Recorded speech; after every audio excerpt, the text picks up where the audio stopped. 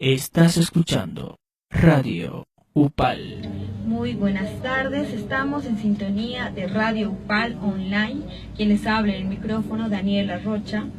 Esta tarde tenemos como invitado especial en el programa a Khalil Baskari, el creador de la cosmosociología y director de la película Nacidos al Amanecer.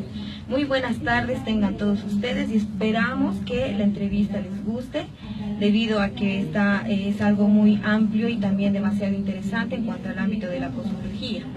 Muy buenas tardes, Khalil Baskari, bienvenido a la Radio UPAL Online. ¿Cómo estás? ¿Cómo te sientes? ¿Cómo te ha tratado el Cochabamba? Muy bien, muy contento de estar con ustedes. La primera vez en Cochabamba y la verdad que la ciudad me sorprendió, me gustó mucho y me estoy sintiendo muy cómodo. Khalil, ¿ya visitaste algún lugar turístico de la ciudad? No, todavía no, pero ya me han prometido llevarme a Cristo, así que es una visita obligada y bueno, algunos otros puntos también. Esperemos que puedas disfrutar más de nuestra ciudad, es muy hermosa, la verdad, tiene muchos lugares para visitar.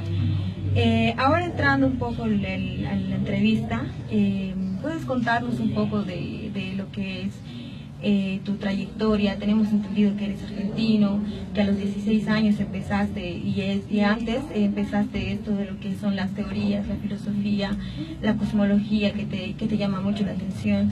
Y uno de los aspectos muy importantes que he leído sobre ti es que a los 16 años tú habrías dejado un poco de lado lo que es el colegio, ¿verdad?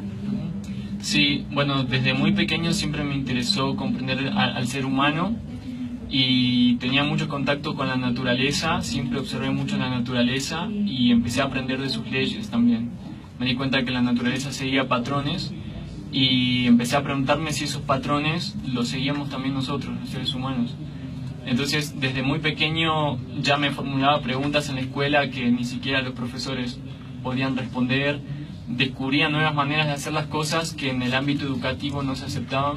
Por ejemplo, en matemáticas resolvía las ecuaciones usando métodos que ni los profesores conocían, y aunque los resultados estaban bien, me desaprobaban porque no seguía sus pasos, digamos, sus reglas. Entonces llegó un punto que me di cuenta que lo mejor era dejar la escuela y dedicar ese tiempo en verdad para aprender a mi manera y bueno, para generar algo con todas esas investigaciones y esas reflexiones que yo tenía. ¿Y cómo tú te has sentido al momento de darte cuenta de que tú no te sentías cómodo en el colegio con la enseñanza que te transmitían y querías hacerlo tú mismo? Bueno, para empezar, me di cuenta de que, la educación es súper importante y todo ser humano gusta de aprender cosas distintas. Lo que sucede en la escuela es que a veces nos enseñan de una manera que no nos sirve o no nos gusta. Todos habrán tenido profesores que son súper aburridos o que no se expresan de una manera que podamos entender. Entonces me he dado cuenta que, por ejemplo, leyendo libros o viendo videos de gente que enseñaba por internet, aprendía mucho más y que podría aprovechar mucho mejor mi tiempo estudiando por mi cuenta. Lo cual no quiere decir que todo el mundo deba hacer eso. También tengo amigos que han permanecido en la escuela hasta la universidad y han logrado grandes cosas. Pero en ese aspecto, digamos, yo me di cuenta que mi camino iba por otro lado y bueno, tomé la decisión y me animé y bueno, me fue muy bien también. Claro que sí. Khalil, tú tienes 23 años de edad, ¿verdad? 24 tengo. 24, sí. Perdón. Nosotros también somos estudiantes de la universidad y tenemos esa misma edad y nos sorprende bastante ver una persona de nuestra generación que haya tenido esa trayectoria tan larga y que haya seguido ese curso en su vida. ¿Nos podrías comentar un poquito? En el 2004 tengo entendido que tú fundaste la Casa del Cosmos. Sí, fue en el 2011, en verdad. Fue un experimento social que realizamos en la ciudad de Santa Fe, Argentina, en uno de mis primeros viajes. Yo era adolescente todavía. Y lo que queríamos ver es qué pasaría en un ambiente de convivencia donde no hay reglas. Porque, bueno, vivimos en todas las sociedades donde hay reglas que existen antes de que nazcamos, o sea, no las elegimos en su mayoría. Y entonces queríamos ver eso, qué pasa con un ser humano cuando tiene que decidir por sí mismo, cuando se siente libre de hacer lo que quiera, Entonces creamos esta casa, era una casa completamente equipada y amueblada, e invitamos a jóvenes que fuimos conociendo a convivir ahí, a conocerse, y la única pauta de convivencia era ser y dejar ser. Tú puedes hacer lo que tú quieras, siempre que dejes que los demás también lo hagan. Y cuando cuento esto, la gente siempre se asusta porque piensa, uy, debe haber sido un caos, sin reglas.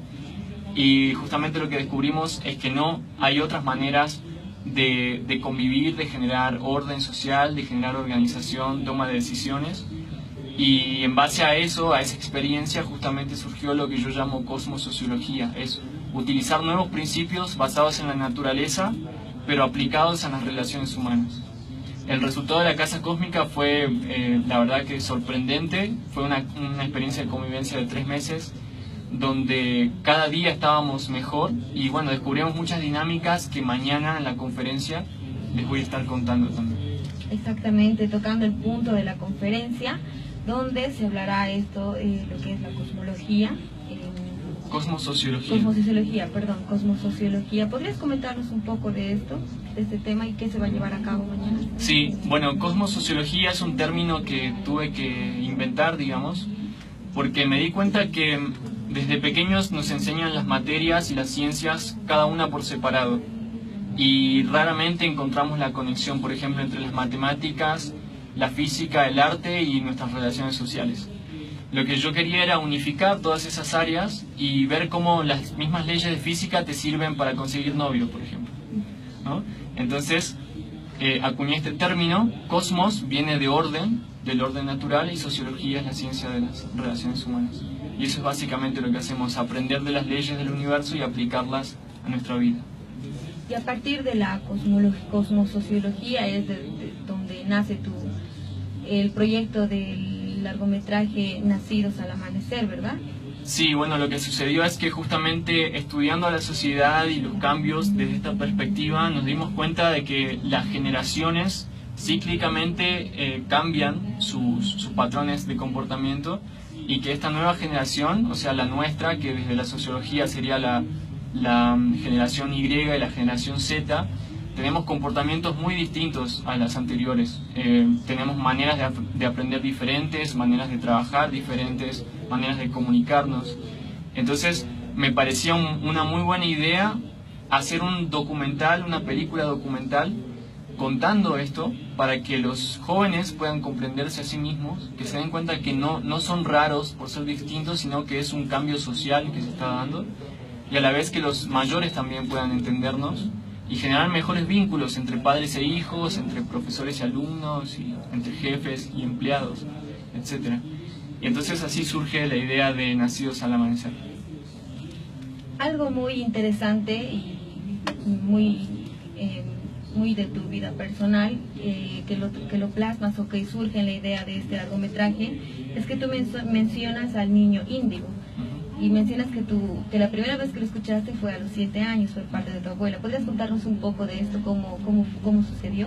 Sí, bueno, el término niño índigo nació más o menos en la década de los 80, cuando los primeros pedagogos o profesores empiezan a darse cuenta que ya los niños estaban cambiando bastante.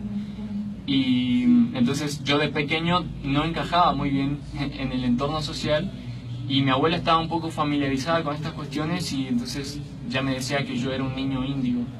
Al ir creciendo fui comprendiendo, digamos, esas características, que estos nuevos niños, nuevas generaciones, somos mucho más intuitivos, mucho más sensibles, nos ocupamos y preocupamos más por la naturaleza, la ecología, por estar bien. Ya de entrada somos mucho más cooperativos, somos la generación que creció con internet. O sea que ya tenemos una conciencia de red, de interconexión. Ya no solo pensamos en nosotros como islas separadas, sino que pensamos como comunidad. Y bueno, esa es una de las cuestiones que abordamos en la película también. La película fue estrenada en 2016, ¿verdad? En Cochabamba, el 30 de marzo, va a ser estrenada igual en el Cine Astor a partir de las 9 de la mañana. Quisieras decirle al público que asista, que vaya a ver el largometraje, lo más interesante. Sí, bueno, la película fue creada con la cooperación de personas de más de 7 países. En muchos países están esperando su su estreno, e incluso en Argentina, donde fue grabada en su mayor parte. Sin embargo, decidimos empezar a proyectarla aquí en Bolivia porque vimos que había una muy buena recepción y que había muchos grupos que estaban esperándolo.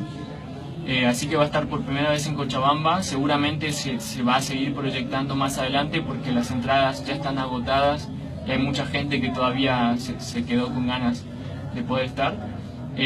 Así que pasado mañana los invito a verlo en el Cine Astor a partir de las 9 de la mañana. La entrada es libre y gratuita y es una película para toda la familia. Estoy seguro que todos se van a llevar un aprendizaje. Y además es muy entretenida también la historia, así que seguro les va a gustar. Definitivamente, claro que sí. Para cerrar un poco esta primera parte de la entrevista, ¿podrías comentarnos tu experiencia al momento de la producción del largometraje? Como mencionas en tu página, tú no tenías experiencia en el ámbito del cine y la producción cinematográfica. Y tienes una frase muy